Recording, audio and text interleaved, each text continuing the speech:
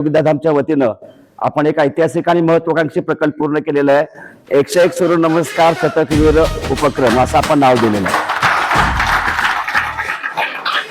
प्रथमतः मी सर्वांना तुमच्या प्रयत्नाबद्दल खरोखर धन्यवाद मनापासून देतो। सर्वांचा प्रयत्न वाखाणण्यासारखा होता।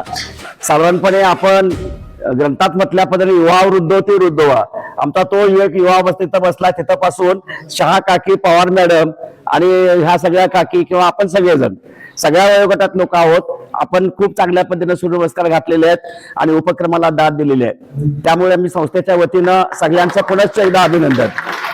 सूर्यनमस्काराला सर्वांग सुंदर व्यायाम म्हटलेला आहे। सर्वांगातील संपूर्ण शरीरातील अवयवांना आपल्याला व्यायाम मिळाला। याला कारण असं आहे, दररोज एवढा अभ्यास केला तरी सुद्धा सगळी असणं सगळं प्राणायाम करायची गरज नाही। रोज असणं प्राणायाम सुद्धा करायची गरज नाही, नियमित नमस्कार घातले तर। याला कारण असं आहे की सूर्यनमस्कारा अंतर्गत 6 आसनं आहेत। आपण 100 सूर्यनमस्कार घातले, 600 आसनं आपण केली। आज आपण 600 आसनं केलेली आहेत। प्राणायामाचा अभ्यास झालेला आहे। प्रत्येक आवर्तनामध्ये श्वास घेणे, सोडणे, रोखणे प्राणायाम पण झालेला आहे, बरोबर का?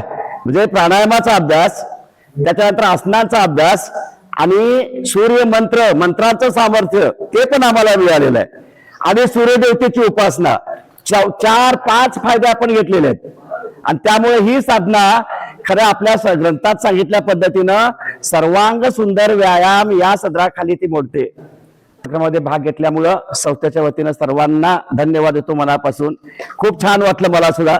या सगळ्यांचे चेहरे बघितले, अतिशय प्रफुल्लित आहेत, टवटवीत आहेत, घामानं ओतंबलेले आहेत। असा चेहरा मिळणं ही खरी श्रीमंती आहे।